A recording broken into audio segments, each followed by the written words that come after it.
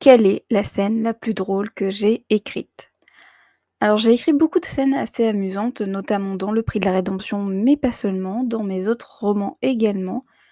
Mais puisqu'il faut en choisir une seule, alors je ne sais pas si c'est la plus drôle, mais c'est une scène que je trouve plutôt amusante. Alors je vais vous lire un extrait et je vais vous parler justement de cette scène. Bonjour, bienvenue à tous et à toutes dans cette 16e vidéo de ce challenge. Je suis Sandra Laguillet, je suis écrivaine et aujourd'hui je vous parle de la scène la plus drôle que j'ai écrite. Donc si ce n'est pas déjà fait, je vous invite à vous abonner et activer la cloche des notifications pour ne rien rater des prochaines vidéos, que ce soit de ce challenge ou qui viendront ensuite sur la chaîne. Alors, j'ai choisi un extrait assez court du Prix de la Rédemption. Je pense que cette scène est plutôt significative du ton du roman, mais aussi des relations entre certains personnages et leur dynamique, mais ça, je vous en parlerai un peu après. Pour le moment, petit passage lecture. Alors, je n'ai pas eu l'occasion de faire de la lecture à haute voix depuis un petit moment, alors j'espère que je n'ai pas trop perdu.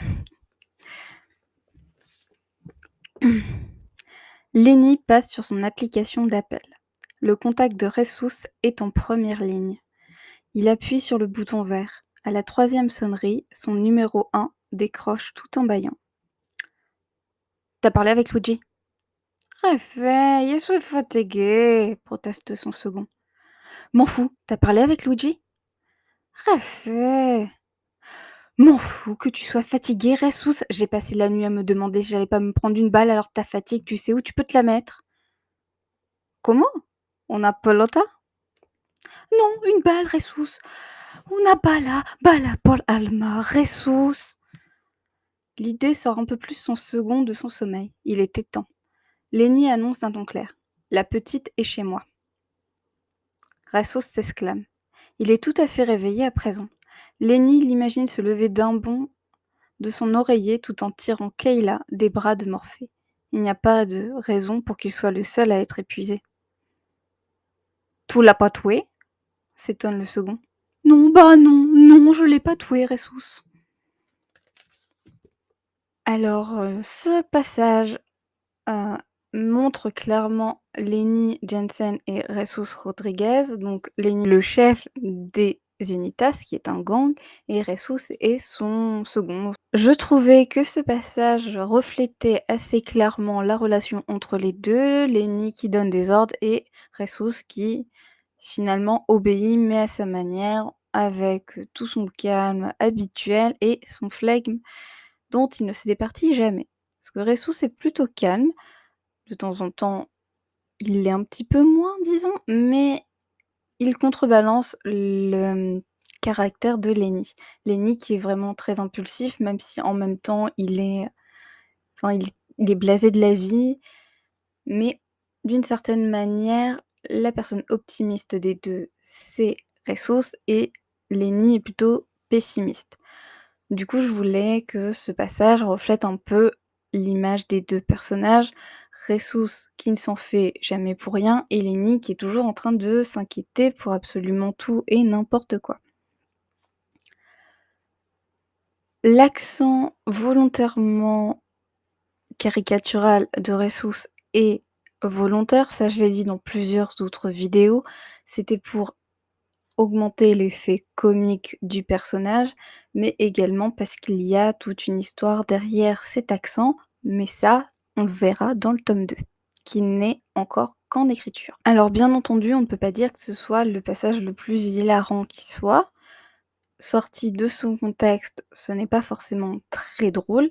Qui plus est, le fait que l'on utilise des mots en espagnol, que j'utilise volontairement des mots en espagnol, pour les personnes qui ne parlent pas forcément espagnol, ça peut être compliqué de comprendre.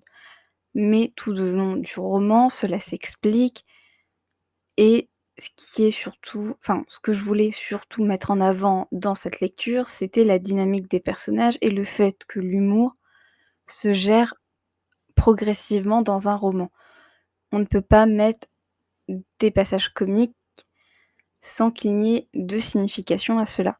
pour moi, ce passage est drôle dans le sens où la dynamique des personnages est déjà instaurée depuis un moment.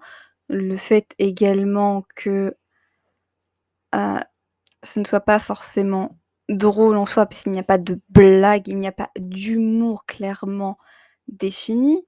On J'ai le titre d'un de mes chapitres, par exemple, c'est l'histoire d'un mec dans un cimetière, il court, il trébuche et il tombe. Là, on peut clairement parler de blague, même si l'humour est un peu macabre, mais ça s'explique dans le corps du chapitre, évidemment. Mais c'est tout ça qui fait l'humour. Ce n'est pas forcément juste mettre des blagues ou des passages drôles, il faut également comprendre toute la dynamique qu'il y a entre les personnages, les relations entre eux, mais également les relations de l'humour dans toute l'histoire.